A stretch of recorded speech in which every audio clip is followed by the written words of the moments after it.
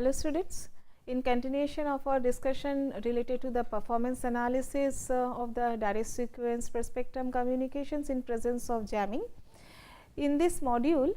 we will continue the same with the consideration that now the probability distribution of this jamming signal will be considered in the calculation, and we will consider in this module that this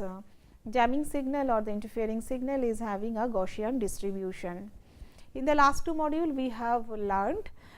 we have seen the we have derived also the symbol error probability in presence of different kind of the chips. We have seen the effect of the choice of the processing gain. We have also seen over the symbol error probability versus the detected signal or decided signal power or received signal power after the decision device, after spreading also with respect to the interfering signal. We plotted and we could see actually that when the what was the effect of will be the effect of if the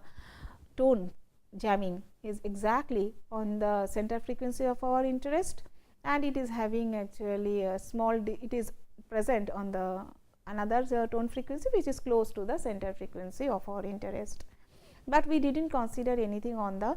distribution function of the signal. So, now with the understanding of the PS that we have derived, we will slowly proceed towards the considering, we will proceed and we will revisit all those symbol error probability calculation in presence of the Gaussian distribution of the interfering signal. Refer the same block diagram that we have referred in the last two. So, we are now I am not going in detail. We understand that the received signal is modeled as a combination of the transmitted intended signal, the interfering signal and the noise signal. The match filter here at the front end of the receiver is his transfer function is matched to the chip waveform. And after coming down to the baseband and after the output of the match filter is getting sampled at the rate of the chip rate, which is 1 by Tc.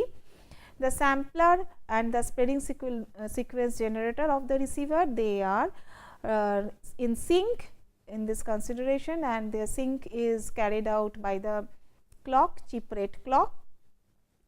The output of this demodulated sequence with the spreading sequence, the multiplied signal of these two is we are mentioning it as Zi, and once they are added over the capital G number of the samples, these samples are generated by the sampler, because if it is sampling at 1 by Tc rate, his target is to give you back the capital G number of the chips who are present over the duration of symbol, and this combined effect of this multiplication plus addition, he will give you the spreading operation. And we are really very interested to know the output of the adder circuit or the disparate circuit, where this V is having basically three sections. One section we saw is the signal contribution, another part is the contribution from the jamming signal, and third part was the contribution from the noise section. And we were keenly interested that we understand that the noise as well as the jamming as well as the noise signal both are of random nature, and as they are having the randomness and they are basically determining the value of this V, the statistical property, they are defining the statistical property of V, I mean the mean and the variance of V is largely dependent upon all of them,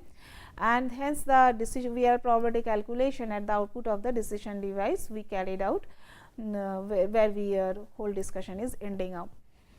And with this understanding we will proceed again in this module. So, we are talking about a Gaussian interference now. So, Gaussian interference can be defined like this. It is an interference that approximates a zero mean stationary Gaussian process, and IT will be symbolized for this Gaussian interference in our analysis in this module. And we also consider the same an assumption, we will continue with the same assumption that we have done in the last two module. The consideration was that transmission frequency of interest or FC is definitely much larger than the chip rate. So, that actually we can omit all the higher frequency terms, and we understand that this J I, we saw this expression of this interfering signal at the input of this adder. So, J I is a part like this. We saw that input of the adder in the last block diagram. We saw the input of this adder was given by Z I, and Z I had 3 parts. One is my S I, another is my J I, and the last one was my N I for the ith chip. So, this J I expression we have seen earlier, that J I can be expressed as I t multiplied by the locally generated this psi t minus I t c. Cos 2 pi f c t was contributed from the front end of the receiver, which synchronized it and brought it down to the baseband. So, fundamentally the contribution of the J I over a one chip interval will be given by this. And our target is what? Our target is to now replace the IT, replace the computation, replace the IT by this consideration of the Gaussian interference. We consider that now this IT is a Gaussian interferer, and if this is psi t is definitely the cheap waveform of our consideration. And then if we are trying to compute now the J I square, then definitely you have to compute the relative autocorrelation of this Gaussian interference I t. If I try to compute that, the expression would look like this 1.44. If I try to compute the variance of this Z I square, finally I will boil down here, and then inside that this R j T 1 minus T 2 is coming, because there is an I square t, which is basically the autocorrelation of this Gaussian interference coming into picture in this derivation. And this autocorrelation, the expression for this autocorrelation we will see in the next slide. But finally, see this value of this expected value of the J I square, which is the variance, he is not affecting on the, he has no contribution, it is not dependent at all on the index I. See in the 1.44 right hand side, there is no presence of small I. So, the variance will be basically, if I now talk about the output of this adder, where the V is residing, and where actually V 1 will be the corresponding portion of the jamming section inside the V. So, J I is mapping to this V 1 in the V section, where V 1 is actually that this variance of the ith chip, and that is getting added up, I mean added up over the G number of the samples. If this is the, that is the situation happening at the output of the adder. Then as this I is J I is not dependent on I, that means variance we are calculating for each and every I sample, they are independent. So, I can add up the variance. So, finally, we will end up with the G times the variance of this contributed by this expected value of the J I square. So, finally, 1.45 boils down to 1.46. Now, we know that G V, the processing gain, is given by T s by T c, and we assume again first that the psi t is a rectangular chip waveform. We also substitute that T 1 minus T 2 and is equal to tau, and capital S will be T 1 plus T 2. So, here actually this substitution will be by tau, and capital G we understand that will be given by T s by T c. And the psi t, now we will continue with rectangular chip waveform, and another parameter is coming called as small s. We will be giving the T 1 plus T 2 value. And this transformation, the Jacobian of this transformation is equal to 2, and if we try to evaluate the integration of resulting integrals of this total coming from 1.44, if I try to substitute the value and if I try to do the integration, then this 1.46 will turn down. I mean, if I do G into this whole integration and if I try to solve it, it will come down to this point. Remember that I told that this is the autocorrelation section of contributed by the interfering signal, and there is a triangular waveform coming into picture associated to it, which will is a function of this T1 minus T2, the difference between the time delay between the two pulses involved in this autocorrelation process, and Tc is the chip duration. And remember the limit of this equation minus Tc to plus Tc, it can be extended to plus minus infinity also, because this integration is all the integrand is they are truncated already. Now, the function that we are seeing here, this r j tau and del multiplied with the triangular function, this is an even function. If this is an even function given here, then the corresponding this cos 2 pi f c tau, this cos term itself, they can be also substituted by the exponential term. If I do that, and I understand that the Fourier transform of this triangular function will be giving a sinc function again, we will be boiling down once again another form of this variance we can write down like 1.48, where this SJF is nothing but the power spectral density of the interfering signal after passing through the wideband filter of the receiver, and the IT which was considered in the earlier slide, which is a zero mean Gaussian process with which we started. Hence, actually if IT is, we are starting with a zero mean Gaussian process, so Zi will be also having a zero mean and jointly Gaussian. If this Pi are given in the earlier slide, whatever we have seen here, in the definition of all this, this Gi square will be the summation of this Pi multiplied by Zi also. If the Pi is given, and then the Vi is conditionally zero mean over, and then it is also Gaussian. This variance of the V1, it does not depend on the Pi, because we have seen that actually that variance V1 is a contribution of Ji, and Ji is actually not having any contribution from the I itself, and so Pi is not playing, approximately not having a lot of role on it. And then so V1 without conditioning, it is a zero mean Gaussian random variable, where blankly it is following the statistical property of IT. IT is Ji is first following the property of IT, and Ji is influencing the V1. So, the variance of V1 is also getting largely dominated by the IT itself fundamentally. So, it is actually a zero mean Gaussian random variable finally we are ending up with. We understand that the thermal noise and the interfering signal, they are completely IRD process, I mean they are independent and identically distributed,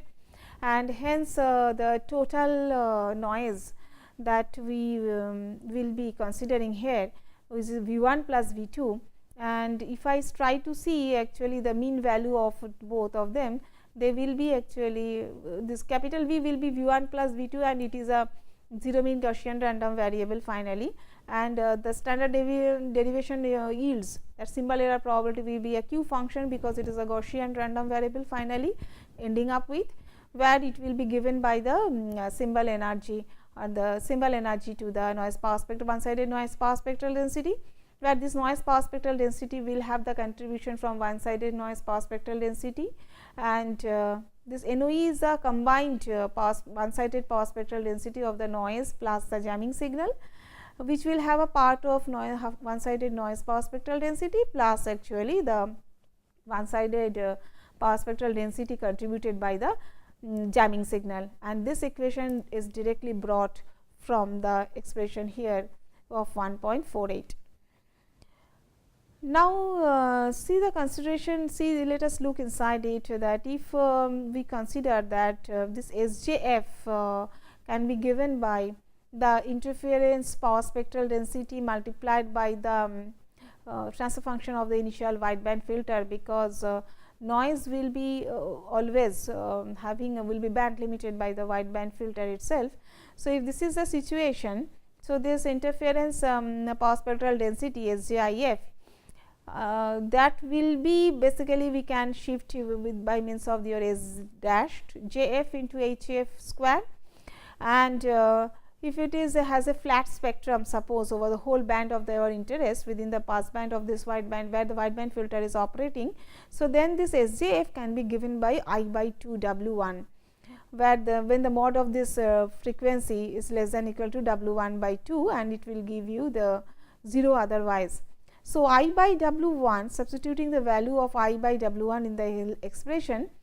and considering the fact that the transmission frequency is much higher than your chip rate, we will be coming down to this expression of 1.52. We are substituting the value into 1.50, using 1.51, we are down to 1.52. So, now this equation shows you some nice thing. Actually, if my F1 is equal to my Fc, or your Fd equal to 0. So, then actually meaning is that they are now the coupled with some narrow bandwidth coupled with a narrow bandwidth increases narrow bandwidth, and then it will keep on increasing the impact of the interference power. So,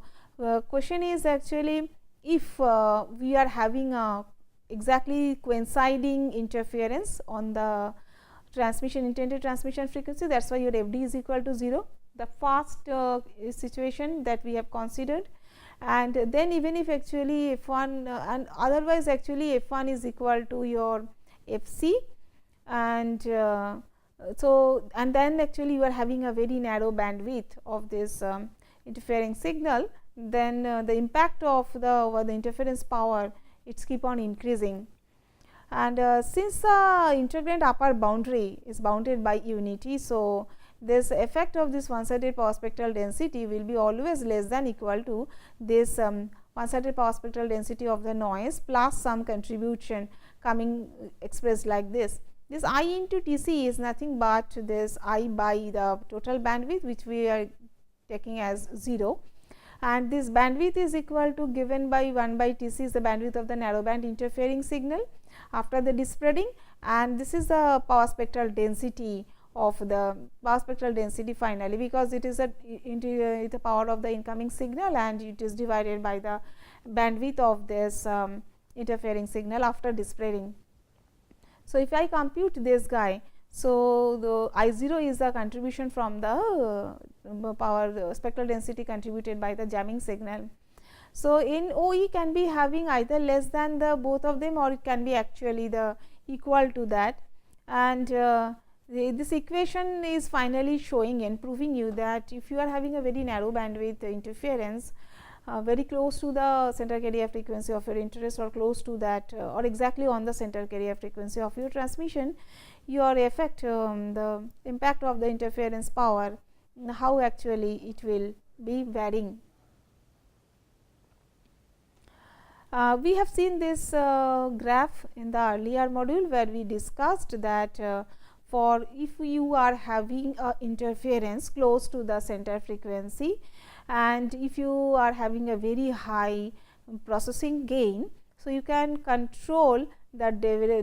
deviation of the model developed, similar probability model developed in the last module, which compared to the nearly exact consideration. And at a target bit data rate of for data communication of 10 to the power minus 5,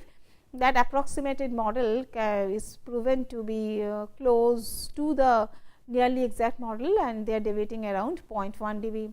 If I consider all the other parameters which were considered to generate this result, for example, that G value was equal to 17 dB, Gs by I equal to Gs by I, that means dispersing signal disparate signal to the interference ratio we consider to be 10 dB. We consider that Fd will be equal to 0. So, for all that consideration, if we hold good same way, and now we are considering now that the distribution of this interference is equal to Gaussian, then we will see that the error probability that you are ending up with here, the error probability was given by that square root of 2 I Cs by NOE that we have seen earlier, and which is basically less than equal to the N0 plus ITC, because we have already established the expression that NOE will be less than equal to always the N0 plus ITC, and where my ITC is basically I0, where I0 was given by I by capital B, or this is equal to 1 by capital B. It is a power spectral density of the interfering signal, and hence it will be the symbol error probability will be always less than equal to this Q function, and this upper bound is really very tight. If and only this will be really very tight if f d is close to 0 and the Gaussian interference is a narrow band interference. And if I plot the same graph with the parameter that I have shown earlier, with the parameter that we have considered for the last module case, then there is a very nice observation. The replot of this expression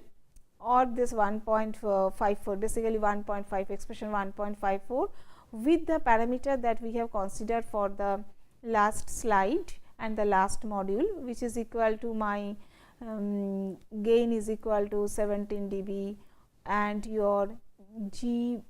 S by I mean received signal to the interference power to be 10 dB and my FDA is equal to 0. Only consideration is that the power is distribution of the interfering signal is Gaussian. In that case, what we find that there is roughly around 2 dB more interference power you will be required for the worst case Gaussian interference to degrade the symbol probability or symbol error probability as much as a tone interference at the carrier frequency does. So, situation is such that for worst case Gaussian interference 2 dB more interference power you have to put if you wish to degrade the symbol error probability as much as the tone interference at the carrier frequency does. You have a gap of around 2 dB value in terms of the interference power if you consider the Gaussian distribution is going on. So, worst possible Gaussian interference also needs 2 dB more power to degrade the symbol error probability equal to the tone interference exactly happening at the carrier frequency. So, we will go back and revisit.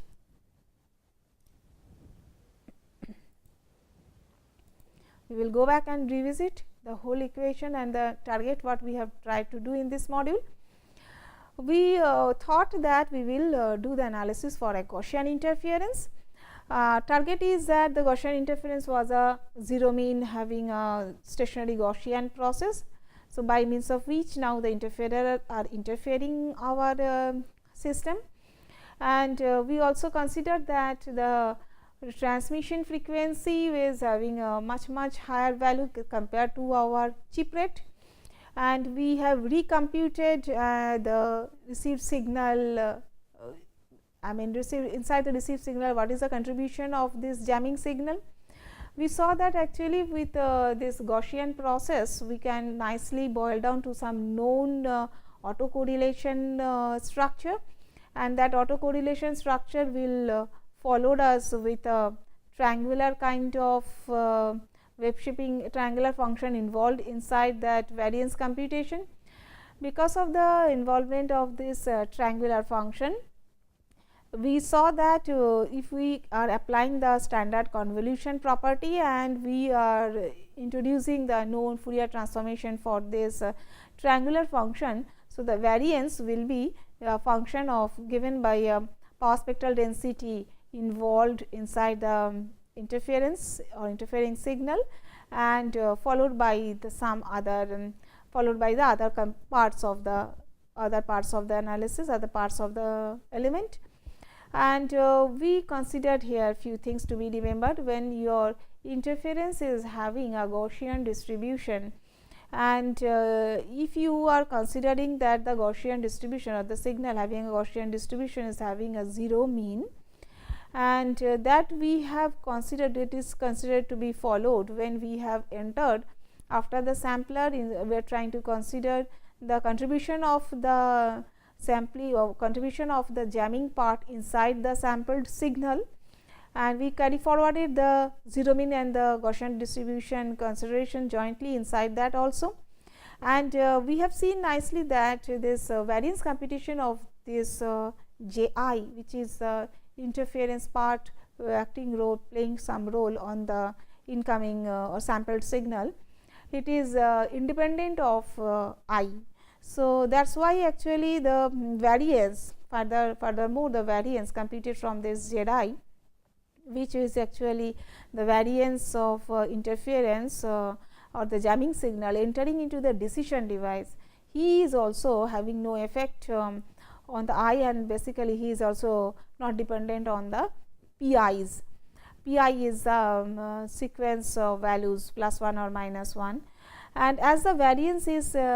this is a one direction, and in other direction we saw that the variance is variance computation, total variance of the V, which is contributed by the variance of the noise signal and the variance of the interfering signal. We saw that as the noise sample and the interfering sample, they are independent and identically distributed, and there is they are mutually independent also, independent process also, and hence there is no coupling in between, and they are the zero mean Gaussian random variable, each of them are, and finally leading the distribution of the capital V to be a zero mean Gaussian random, and that is why we could apply the classical standard derivation for the symbol error probability, which is governed by the Q function. But inside that Q function we saw that there is noise power spectral density, but noise power spectral density here is governed by the one sided noise power spectral density and plus the contribution from the interfering signal. Inside that interfering signal contribution we had a power spectrum,